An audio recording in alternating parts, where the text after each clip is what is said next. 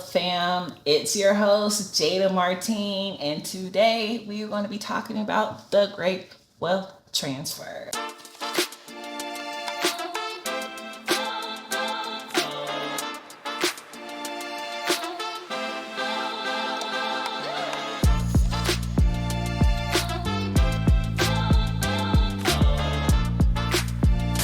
Hi, Wealth fam, it's Jada Martine, and we're back for another episode. Yes, I'm a little bright. Yes, this all looks different. But today I am here to have a conversation with you. And I figured if my makeup and my hair looks really good, then you all would take it better. You know what I'm saying? So shout out to Jameson because he did my makeup. Jameson Bennett. Follow him on Instagram. Anywho, so today we're here to talk about the Great Wealth Transfer. And I don't know if any of you are familiar with it. But basically, to put it all in a nutshell, the boomers are passing away and their assets are here so they can pass them on to their spouses and their children. But a lot of us are unprepared for it. We haven't spoken to our parents about it because we understand that they like to keep their business to themselves. And if you have a boomer parent, then you understand exactly what I'm talking about. So that's a whole thing within itself. But yeah, we're not in their business like that. So it's like really hard to get that type of information. But I'm here to let you all know that you need to pry. If you need to bob and weave to get the information, then do that. But estate planning is incredibly important, and we are here to talk about that. So, boomers contribute up to about 51.8% of all wealth, according to the Michigan Journal of Economics. And that means that they carry about $78.55 trillion with the T. So, with that being said, there's going to be a lot of wealth and assets that are about to be passed down from one generation to the next. And I know it sounds terrible at a glance because you do have to lose someone in order to gain an inheritance, because that's what an inheritance is. But if you aren't prepared, you will not see a dime at all. And I'm here to help you all and guide you through this, just to let you know what you should do and what documents that you need to prepare for it. The first document that you need to look for is a will. A will is probably the simplest form of documentation that you can use to transfer your assets to each other. A will does require you to go through probate once the decedent is passed away. So you do have to use a will to go through probate, and it does take a long time, but you can use a trust. A trust allows you to put your assets into it, and it automatically transfers over. So when the person passes away, you don't have to go through a long extended period of time to wait for everything to clear out. So those are the two documents that you can just look up right now. I actually had a conversation with basically the support to watch my son, and she was telling me that her husband and her were trying to plan out their estate at the moment because he is like 6 years older than her. So the wealth is going to be transferred to her, which is again back to how women are going to contribute. They're going to receive a lot of the assets that are being passed down. So she's a really good example of someone that's actually, I guess, going to benefit from this. But anywho, let's talk about Medicaid and long-term care, because although the men are passing away. I'm saying the men are passing away because the women are going to inherit most of the money. That's just statistical.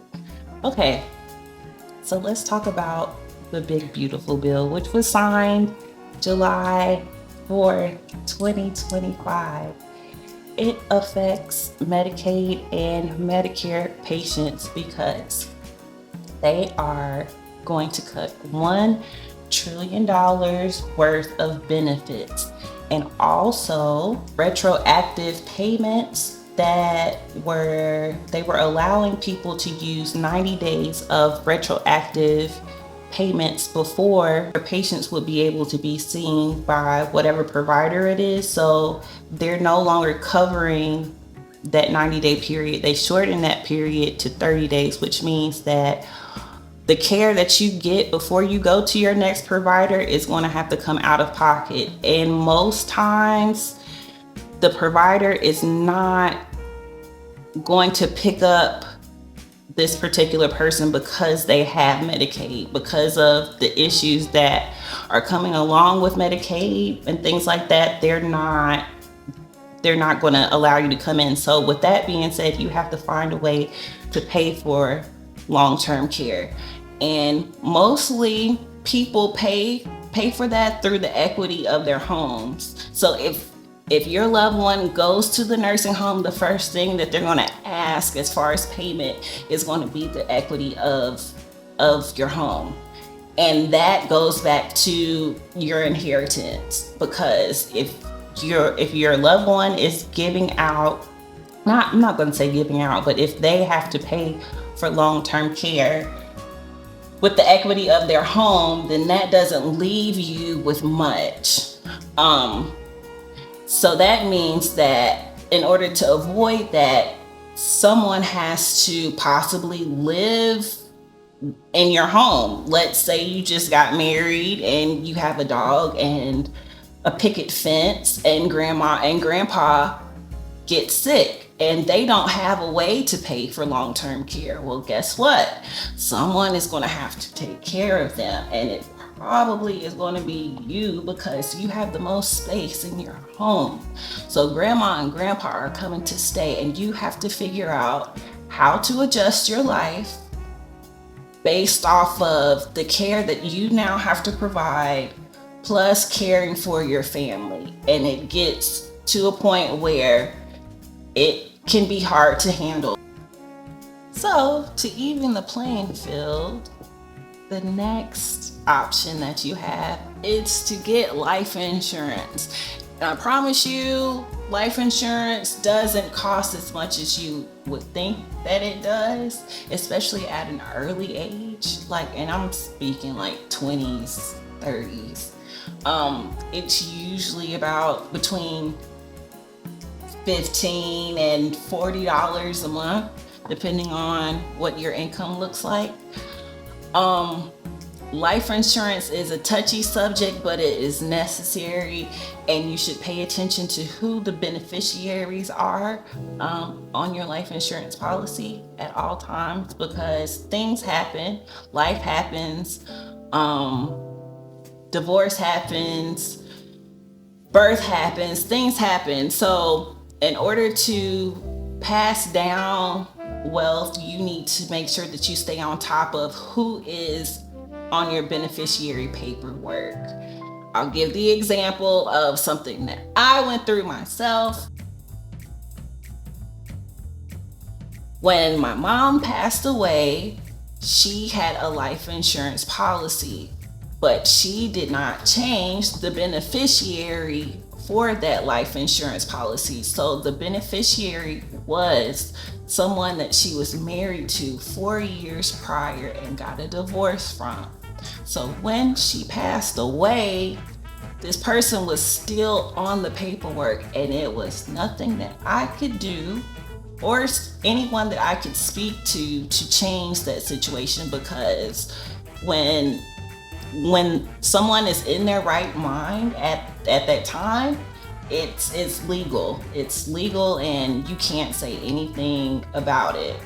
So I would advise you all, if you are looking to have some type of generational wealth, to continuously update your beneficiaries. And that's probably the best advice that I could give you, because imagine how it feels to think that, hey, at least I can make a down payment on my new home, or at least I can put this towards my student loans, and you find out that someone that you haven't even spoken to has all of your money. I have one more thing that I have to share with you all.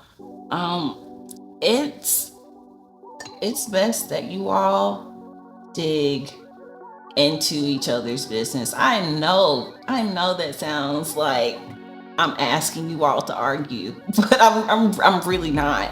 Like, I really need you all to sit and have a conversation with your parents. If they're older, just, I don't know, you have to find a way to talk to them, because the government is going to get your money.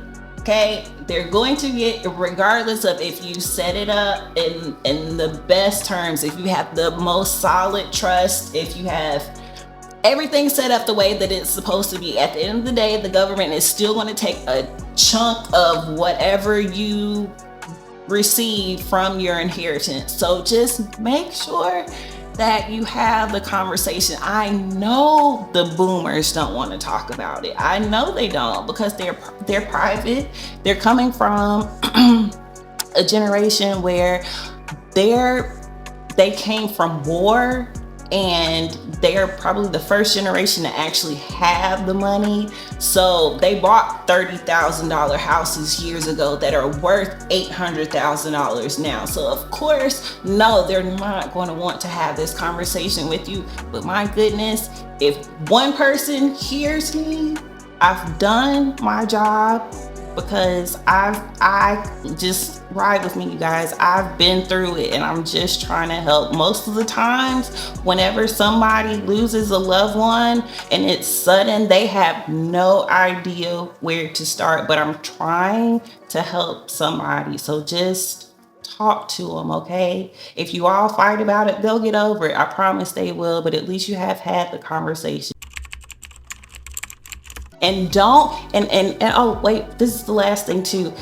Don't keep your will in a safe deposit box. My God, don't do that, because if you need a key to get in the safe deposit box. So if someone passes away and they tell you, hey, it's in the safe deposit box, and you don't have the key, you have to jump through additional hoops in order to get that will. And know where the will is, because if you can't find the original will, then these attorneys, the people, they're going to assume that the person who wrote the will doesn't want you to find the will.